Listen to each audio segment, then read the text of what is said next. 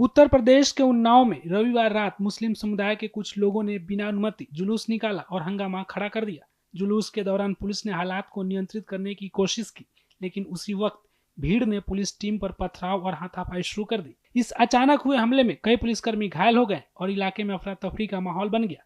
मामले की गंभीरता को देखते हुए प्रशासन अब पूरी तरह एक्शन मोड में है।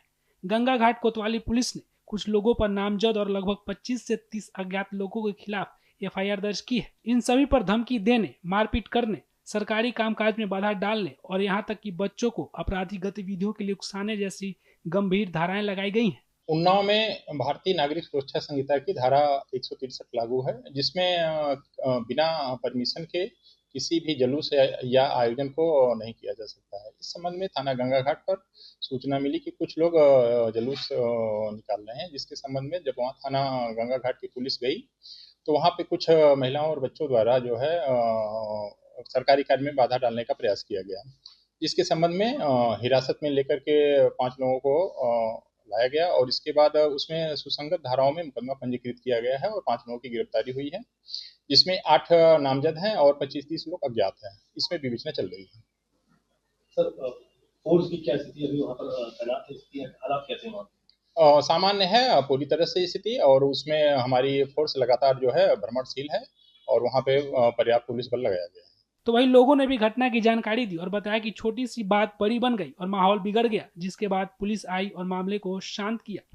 कल बवाल हुआ, जब हम जिस टाइम पे बवाल हुआ उस टाइम पे हम खाना खा रहे थे। खाना खा के जब बाहर निकले देखा कि करीब 5-6 पुलिस वाले आए हुए हैं, तो हमने कहा आए होंगे हमारा घर जो है पारिक की तरफ है। उसके बाद वहाँ से जो है हम जब निकल करके इधर आए तो देखा पुलिस वाले जो है 2 लड़कों को जो है ले करके गाड़ी में जा रहे थे। तो मोहल्ले में भीड़ लगी, भीड़ में बच्चे छोटे छोटे बहुत से थे।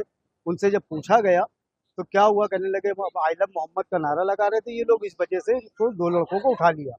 तो उसके लड़के के बाप आए, बड़े बूढ़े कोई आगे नहीं आए, लड़के के बाप आए तो वो जो रोड पे पहुंचे हैं लड़के को अपने छुड़ाने के लिए कि भाई अल्लाह मोहम्मद का नारा लगाना क्या गलत है।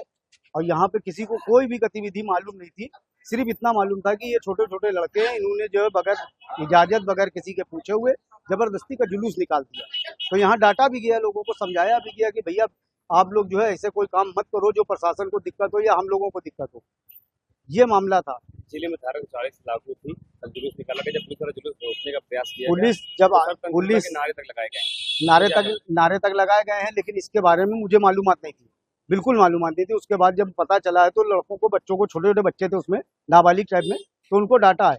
डांटने के बाद में उनको वहां से भगाया। ये हुआ कि पुलिस आ रही, फिर उसके बाद में पुलिस आई, पुलिस ने जो है अपनी बात रखी कि आप लोग जाइए यहाँ से, भीड़ को हटाइए। बच्चे छोटे छोटे थे, वो फिर नारेबाजी करने लगे। उतने में जो है वहां से फिर हम आते थे। कल यहाँ पथराव लाठीचार्ज हुआ? नहीं, पथराव क्या हो गया था जो हालात खराब?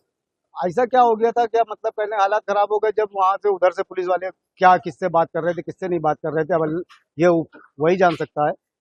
उसके बाद वहां से जब ये हुआ कि आदेश हुआ या क्या हुआ, तो उन लोगों ने लाठियां चलाई कि भागो, मतलब भीड़ को हटाने की कोशिश करी कि भीड़ हट जाए यहाँ से। जब भीड़ को हटाया है वहां से तो भीड़ भागी। उसमें जो है एक लेडीज वहां पे जो है टकरा करके दीवार में गिर गई। फिर उसके ऊपर पता नहीं किस तरीके से जो है लाठी या डंडे से चलाए गए। अभी क्या माहौल है? अभी माहौल बिल्कुल शांत है, कहीं कुछ नहीं है, ऐसा कोई बात नहीं है। यहाँ पे बिल्कुल शांत है, सब जो है अपने अपने घरों में है, कोई भी किस्म की जो है यहाँ गतिविधि नहीं है। पूरी घटना में तो यह है कि हमें हमारी जानकारी में आया है कि कुछ छोटे छोटे बच्चों ने प्रोटेस्ट किया आई लव मोहम्मद के नाम से। उसमें बड़े का कोई नहीं था मामला, तो उसको कुछ लोगों ने रोका होगा, उसी में कुछ हो सकता बवाल हुआ हो, जो भी थोड़ा बहुत हुआ हो।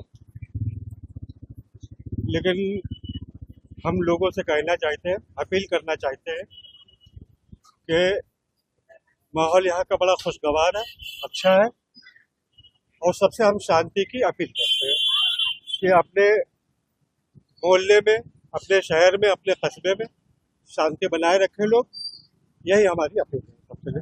कल जो बवाल हुआ, क्या लगता है क्या कारण थे जो लाठीचार्ज हुआ, पथराव हुआ, क्यों, क्या निकला?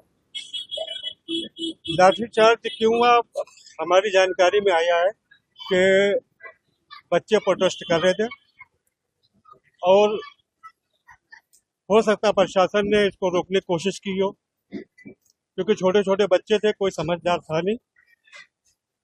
तो यही हो सकता है कि प्रशासन ने उनको डांटा हो, फटकारा हो कि नहीं आप लोग जाइए, या उसी में डंडा पटक दिया हो, भगदड़ मची हो, ऐसा हमें लगता है। घटना के लगभग 12 घंटे हो चुके हैं, अब माहौल कैसा है?